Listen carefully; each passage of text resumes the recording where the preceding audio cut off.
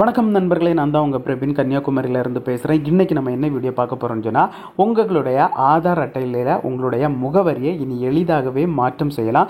நான் சொல்லித்தர மெத்தடை பயன்படுத்தி நீங்கள் ஈஸியாகவே உங்களுடைய ஆதார் அட்டையில் முகவரி மாற்றம் செய்யலாம். அது எப்படி பண்ணுறதுன்னு சொல்லிட்டு தான் இந்த வீடியோவில் நம்ம பார்க்க போகிறோம்.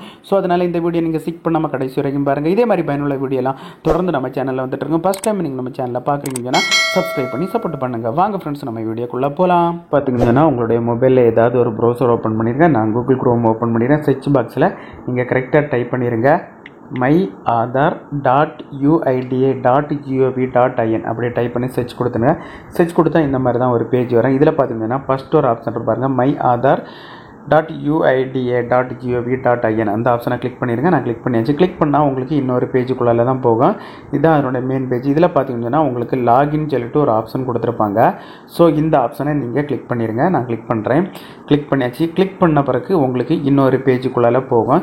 இந்த பேஜில் பார்த்தீங்கன்னா எந்த ஆதார் கார்டுடைய அட்ரஸ் சேஞ்ச் பண்ணுறீங்களோ அந்த ஆதார் கார்டு நம்பரை இதில் டைப் பண்ணிடுங்க. அதுக்கப்புறம் இதில் ஒரு கேப்சா கொடுத்துருப்பாங்க. இந்த கேப்சாயை நீங்கள் இதில் டைப் பண்ணி லாகின் வித் ஓடிபின்னு கொடுங்க. உங்களுடைய ஆதார் கார்டை லிங்க் பண்ணிருக்க மொபைல் நம்பருக்கு ஒரு ஓடிபி வரும். ஓகே ஃப்ரெண்ட்ஸ், நான் பார்த்தீங்கன்னா ஓடிபி எல்லாம் கரெக்டாக டைப் பண்ணி சப்மிட் கொடுத்துட்டேன். சப்மிட் கொடுத்தா இந்த மாதிரி தான் ஒரு பேஜ் வரும். உங்களுடைய ஆதார் கார்டு தான் கரெக்டாக உங்களுக்கு லாகின் ஆகிருக்கான்னு சொல்லிட்டு இந்த வலது பக்கம் டாப்பில் உங்களுடைய ஃபோட்டோ ஷோ ஆகும். அதுபடியே நீங்கள் பார்த்துக்கலாம் உங்களுடைய ஆதார் தான் லாகின் ஆகிருக்கான்னு. அதுக்கப்புறம் பார்த்தீங்கன்னா இதில் நிறைய ஆப்ஷன் கொடுத்துருப்பாங்க. இதில் ஸ்டார்டிங்லேயே பார்த்தீங்கன்னா ஆதார் அப்டேட்னு சொல்லிட்டு ஒரு ஆப்ஷன் கொடுத்துருக்காங்க. ஸோ அந்த ஆப்ஷனை நீங்கள் கிளிக் பண்ணிடுங்க. நான் கிளிக் பண்ணியாச்சு. கிளிக் பண்ணால் உங்களுக்கு இதில் நிறைய பேஜ் வரும்.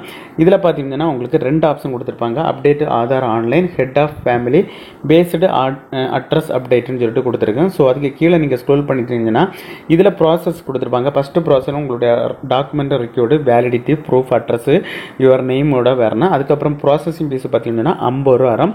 இது பார்த்தீங்கன்னா கம்ப்ளீட் ஆகாது 30 நாள், ஒரு மாதம் ஆகும்னு சொல்லிட்டு கொடுத்துருக்காங்க.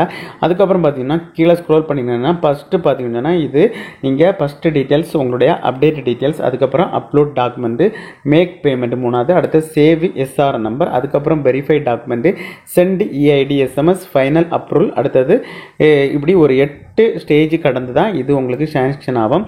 சரி, இதெல்லாம் நம்ம பார்த்துட்டோம். அதுக்கப்புறம் பார்த்தீங்கன்னா ஃபஸ்ட்டு உங்களுடைய அட்ரஸ் சேஞ்ச் பண்ணுறதுக்கு மேலே ஸ்க்ரோல் பண்ணிட்டு வந்தீங்கன்னா இதிலே கொடுத்துருக்கு ஆதார் அப்டேட் ஆன்லைன் சொல்லிட்டு. ஸோ அந்த ஆப்ஷனை கிளிக் பண்ணிடுங்க.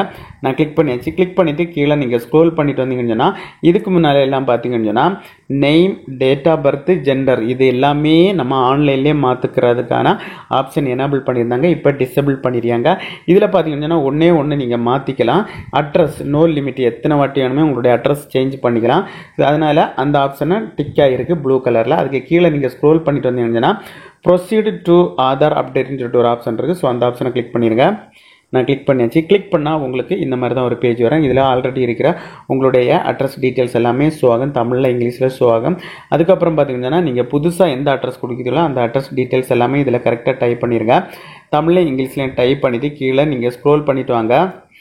பின்கோடு, டிஸ்ட்ரிக்கு எல்லாமே கொடுத்துருங்க, தமிழ்லேயும் இங்கிலீஷும். அதுக்கப்புறம் பார்த்தீங்கன்னா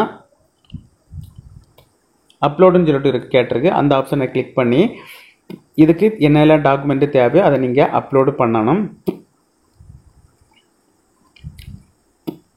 அட்ரஸ் ப்ரூஃபு உங்கள் கையில் நீங்கள் சேஞ்ச் பண்ணுற அட்ரஸ்க்கான கரெக்டான ப்ரூஃப் இருக்குது. அந்த ப்ரூஃபை நீங்கள் கரெக்டாக அப்லோடு பண்ணி நீங்கள் சப்மிட் கொடுத்தா போதும். சப்மிட் கொடுத்தா உங்களுக்கு எஸ்ஆர்ன்னு சொல்லிட்டு ஒரு நம்பர் கொடுப்பாங்க. அந்த எஸ்ஆர் நம்பர் இங்கே மேலே உங்களுக்கு ஷோ ஆகும். இந்த நம்பரை நீங்கள் நோட் பண்ணி வச்சுருக்கணும்.